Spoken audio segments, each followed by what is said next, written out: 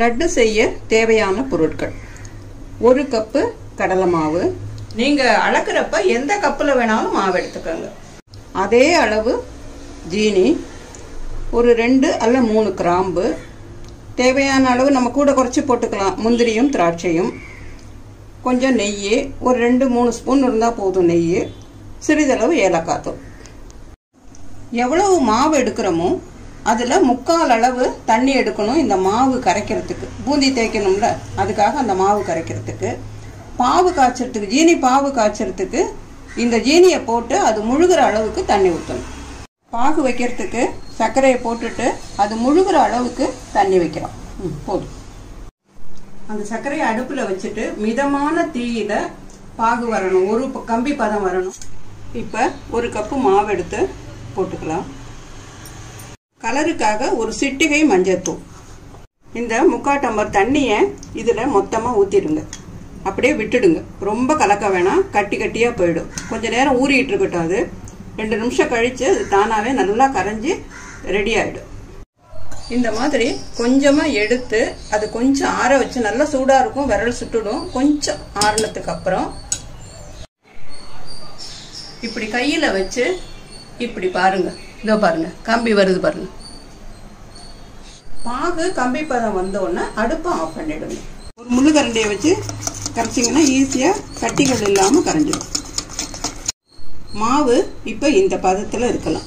அதாவது தோசை மாவு பக்குவம்னு வச்சுக்கோங்களேன். அந்த பூந்தி செய்யறதுக்கு தனியாக கட்டைகள் விற்குது கடையில். அப்படி இல்லாட்டி போனால், நம்ம வீட்டில் இல்லைன்னா இந்த மாதிரி சாரணி, அதாவது கண்ணகப்பை வச்சுருப்போம்னு வீட்டில் எல்லார் வீட்லேயும் இது இருக்கும், இதுலேயே கூட போடலாம். நம்ம எண்ணெய் நல்லா காஞ்சதுக்கு அப்புறம் பூந்திக்கு எண்ணெய் நல்லா காயணும், அப்பதான் அது முத்து முத்தா வரும். ரொம்ப தூக்கி வச்சிடாதீங்க, மேலே தெரிக்கும் எண்ணெய்.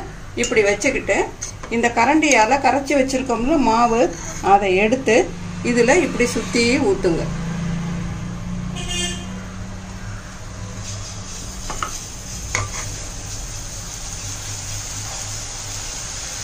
அழகா முத்து முத்தா வந்திருக்குமா? அந்த தண்ணி அளவு கரெக்டா இருந்தா தான் இந்த மாதிரி முத்து முத்தா வரும்ல. கட்ட கிட்ட கூட வேணாம், அப்படியே சும்மா ஊத்திட்டு இருந்தா போதும். ஸ்பூன் வச்சு தேய்க்கலாம் வேண்டாம் இல்லையா? எதுக்குமே வேணும், அது தானா விழுந்துடும். அந்த பூந்தி விழுந்ததுக்கு அப்புறம் எடுத்துருவோம். ரொம்ப விழுந்ததுன்னா சேர்ந்துக்கும் எல்லாமே. ஒரு 2 செகண்ட்ஸ் கழிச்சு இதை திருப்பி விடுங்க. பூந்தி முறுமுறுன்னு வேகிற வரைக்கும் விடக்கூடாது. 3/4 பதம் வந்தோடனே எடுத்து பாகுல போட்டுறணும். அது பாகு சூடா இருக்கும்ல, அதுலயே கொஞ்சம் அது வெந்துக்கும். அப்பதான் அந்த பாகை அது உறிஞ்சிக்கும். 3/4 பதத்தை எடுத்து அப்படியே டைரக்டா சர்க்கரை பாகு பக்கத்துல வச்சிருக்கோம்ல, அதுல போட்டுடலாம். நம்ம இதே மாதிரி பாக்கி மாவையும் பூந்தியா தேய்ச்சிக்கலாம். ஒரு தடவையும் அந்த கரண்டியை கிளீன் பண்ணணுமாமா? இல்ல, ஒரு 2-3 தடவைக்கு ஒரு தடவை கிளீன் பண்ணா போதும். ஒரு தடவை அந்த பூந்தி தேய்ச்ச உடனே இந்த கரண்டியை தனியா ஒரு தட்டுல எடுத்து வச்சுக்கோங்க. நம்ம எடுத்து வச்ச முந்திரி, திராட்சை, கிராம்பு எல்லாத்தையும் நெய்யில வறுத்து இதோட சேர்த்துக்கலாம்.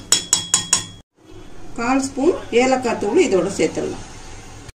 இந்த அளவுக்கு 2 ஸ்பூன் நெய் ஊத்திக்கி அதை கலரிடுங்க. கொஞ்சம் சூடு வெதுவெதுப்பா இருக்கும் போதே பிடிக்க ஆரம்பிச்சாதான் ரொம்ப ஈஸியா இருக்கும். இது கையில ஒட்டாம இருக்கிறதுக்கு கொஞ்சம் அரிசி மாவு கையில தடவிக்குங்க. அதுக்கப்புறம் இதை பிடிக்க ஆரம்பிங்க. நல்லா அழுத்தி இப்படி பிடிங்க. லைட் சூடாதான் இருக்கு, ஈஸியா பிடிக்க முடியும். இங்க பாருங்க, அருமையா பிடிக்க வருது பாருங்க. பெரிய சைஸ் வேணுமோ, எந்த சைஸ் வேணுமோ அதுக்கு தகுந்தபடி நீங்க பிடிச்சுக்கங்க. ஏமா, இந்த லட்டு இப்ப புதுசா பண்ண ஆரம்பிக்கிறாங்கன்னு வைங்களேன், இதுல என்னெல்லாம் தப்பு வரதுக்கு வாய்ப்பு இருக்கு, அதுக்கு எப்படி அட்ஜஸ்ட் பண்ணலாம்னு சொல்லுங்களேன். முதல்ல இது எண்ணெய் சரியா சூடாகாம இருந்ததுன்னா அப்படியே கட்டியா சேர்ந்துக்கும். அது அப்படியே உருண்டையா சேர்ந்துக்கும். தனியா பூந்தியா அது ரவுண்டா முத்து முத்தா விழாது. அதனால நல்ல எண்ணெய் காய வச்சுதான் பூந்தி போடணும். அப்படியே இருந்தாலும் சில நேரம் வாலா வரும். மாவு கொஞ்சம் முன்ன பின்ன கரைச்சிருந்ததுன்னா கரெக்டாக அந்த 3/4 டம்ளர் தண்ணி ஊற்றி கரைச்சா கரெக்டாக முத்து மாதிரி வரும். கொஞ்சம் முன்ன பின்ன செய்திருந்தோம்னா மிக்சியில் போட்டு ஒரு அடி அடிச்சுக்கிட்டு அதுக்கப்புறம் இதில் போட்டு பிடிச்சிடலாம். மொத்தமா எல்லாத்தையும் போட்டு அடிக்கணுமா, இல்ல கொஞ்சம் எடுத்து மிக்சியில போட்டு பிடிக்கணுமா? எடுத்து. ஓகே. சில நேரம் பாகு கொஞ்சம் பதம் தப்பிட்டுதுன்னா நம்ம பூந்தி போட்டதுக்கு அப்புறம் அது பூத்துரும், எல்லாமே பிடிக்கிறதுக்கு கொஞ்சம் கஷ்டமாயிடும். அப்போ ஒரு 2 ஸ்பூன் தண்ணி தெளித்து அடுப்பில் வச்சு மறுபடியும் கிளறுங்க. கிளறி அதுக்கப்புறம் பிடிச்சிங்கன்னா அருமையாக வரும். சில நேரம் பிசுக்கு பிசுக்குன்னு கையில் பிடிக்க வராமல் இருக்கும் அந்த பாகு வந்து. அப்பவும் அடுப்பில் வச்சு கொஞ்சம் நேரம் கிளறுங்க. கிளறிட்டு ஒரு ஸ்பூன் அரிசி மாவு பக்கத்தில் வச்சுக்கிட்டு கையை அதில் நல்லா தொட்டுக்கிட்டு பிடிச்சிங்கன்னா நிமிஷமாக பிடிச்சி எடுத்துடலாம். கொஞ்சம் ஆறணுன்னா சரியாக பிடிக்க வராமல் இந்த மாதிரி உதிரும். அப்போ கூட நீங்கள் அடுப்பில் வச்சு கொஞ்சம் அதை சூடு பண்ணிக்கிட்டு உடனே பிடிக்க ஆரம்பிக்கலாம். அம்மா, இது எவ்வளோ நாள் வரைக்குமா வச்சுக்கலாம்? 1 வாரம் வரைக்கும் வெளியில் வைக்கலாம். ஏன்னா பாகில் போட்டிருக்கிறதுனால. அதுக்கப்புறம் அது பூசணம் பிடிச்சி போயிடும். ஃப்ரிட்ஜில்னா அடுத்த 15 நாள் வரைக்கும் நல்லாயிருக்கும். நம்ம எடுத்த மாவு அளவுக்கு இதே மாதிரி 5 அல்ல 6 லட்டு வரும். அப்பனா 100 கிராம் கடலை மாவுக்கு 5 இல்ல 6 லட்டு வரும் கணக்கு. அந்த கணக்குல நமக்கு எவ்வளவு தேவையோ அந்த அளவுக்கு மாவு போட்டுக்கலாம். புதுசா கல்யாணம் ஆன குழந்தைங்க, புதுசா கத்துக்கிறவங்க, அவங்களுக்கெல்லாம் சூடா பிடிக்கிறதுக்கு கொஞ்சம் கஷ்டமா இருக்கும். முத அந்த மாதிரி இருக்கிறவங்க அந்த போட்ட பூந்தியில ஒரு 1/4 பங்கு பூந்தியை மிக்சியில போட்டு ஒரு அடி அடிச்சு இதோட சேர்த்துடுங்க. அப்புறம் ஆறி பிடிச்சாலும் அந்த லட்டு ரொம்ப அருமையா வரும். சூடோட தான் பிடிக்கணுங்கிற அவசியமே இல்லை. இங்க பாருங்க, இது நல்லா ஆறி இருக்கு. நான் இதை வந்து பொடி பண்ணி போட்டிருக்கேன்.